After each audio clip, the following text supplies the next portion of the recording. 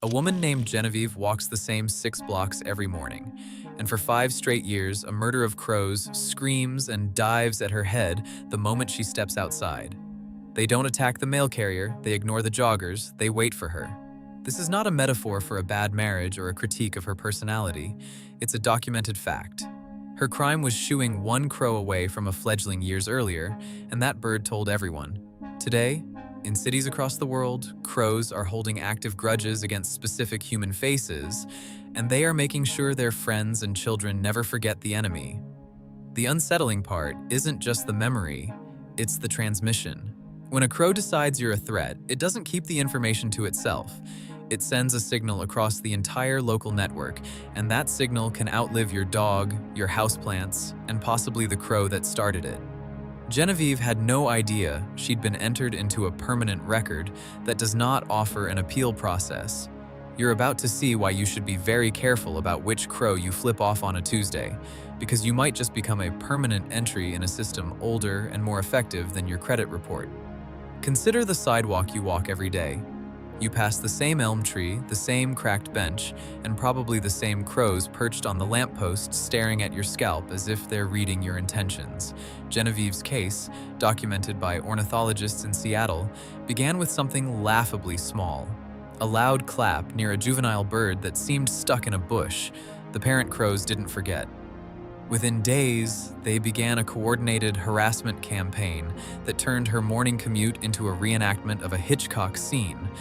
Crows aren't just smart, they're holding a grudge with the organizational capacity of a small town's gossip network and the emotional maturity of a bitter ex who never deletes the photos. The first time Genevieve got dive-bombed, she thought it was a fluke. By the 100th time, the crows had refined the pattern. 2 birds would distract her from the front, while a third came from behind, angling for her ponytail. That's not instinct, that's tactical planning born from a long memory and a deep sense of personal offense. But how do we know this isn't just some aggressive family of birds that hates everyone? In 2011, a research team at the University of Washington decided to test crow facial memory in a brutally simple way.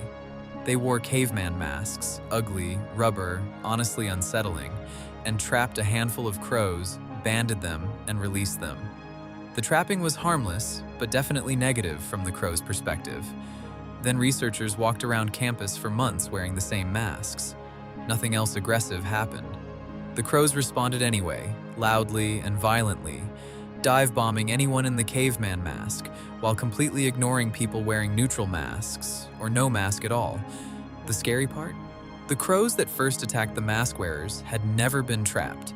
They had no personal experience with the caveman face, but they knew, with absolute certainty, that this face was a wanted face. That means the information was being passed from the original witnesses to completely new birds, probably through a harsh cawing pattern that encodes something like this one into a short audio file that gets replayed and expanded every time the enemy appears. The transmission method is something biologists call scolding, which sounds cute until you realize it's a tactical alert that functions like a neighborhood watch meeting held entirely in screams. A returning crow spots the threat and begins a series of rapid, rasping caws that are different from casual calls. These caws are designed to recruit others into a mob response. Within seconds, nearby crows join in, then their neighbors, then birds who were literally hatched this morning and are getting their first lesson in local enemies. What's wild is that the scold isn't a generic something bad signal. Playback experiments show crows vary the intensity and pattern depending on which specific threat is present. They essentially describe you, the height, the gait, maybe the color of your jacket, and they do it in a way that locks the description into collective memory. A few of these sessions, and you're no longer just a person, you're a file in a shared database, complete with an emotional charge of outrage that gets refreshed every time they see your face. Here is where it gets truly uncomfortable. That grudge doesn't die when the original offended crow dies. Researchers at the University of Washington documented warning persistence across multiple generations of birds. Just 1 week of negative experience was enough to make crow families harass the dangerous mask for over 5 years.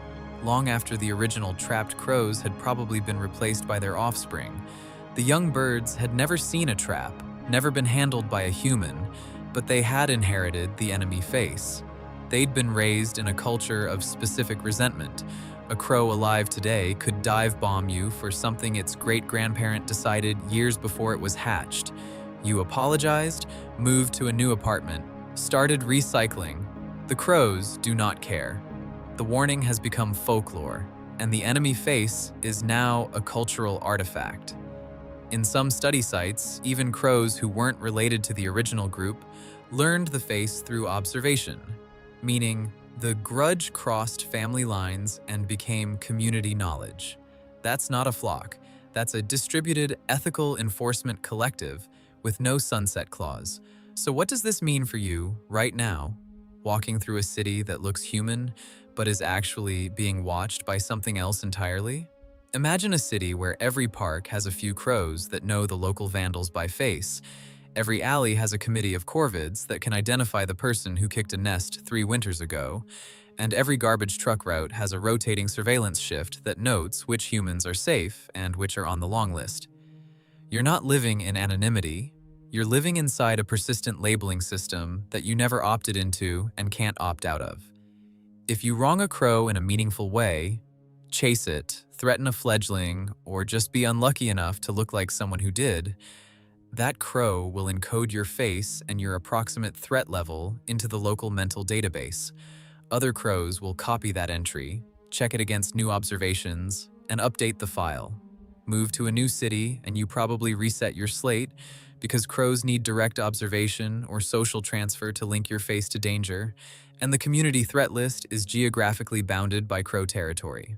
But stay in the same city? You're living in a crowdsourced facial recognition database maintained by animals that hold a grudge better than most humans. The scarier implication, studied by corvid researchers but rarely advertised, is that the system might not need you to interact with a crow at all.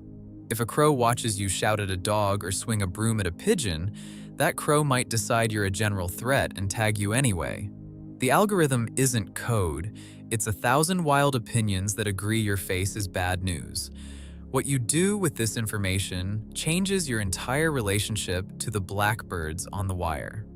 You are not the dominant observer of your urban landscape. You are a participant in a parallel information society that has been running for thousands of years without your permission. The crows have been building a multi-generational archive of who hurt them, who helped them, and who is probably fine but looks a little shifty near a nest. They don't write it down, but they keep it alive through what amounts to a spoken history, taught from parent to fledgling with the seriousness of a religious lesson.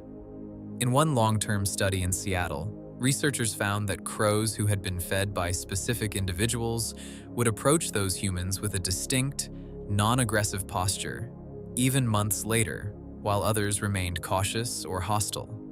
They remembered the kind faces just as clearly as the dangerous ones. That means there is a counter list, a set of humans who have been verified as safe, maybe even beneficial. If you've ever fed a crow and thought it was just transactional, you were wrong. You were registered in the good database, and that registration might hold for years, passed down the same way the grudges are. The same system that punishes the enemy rewards the ally.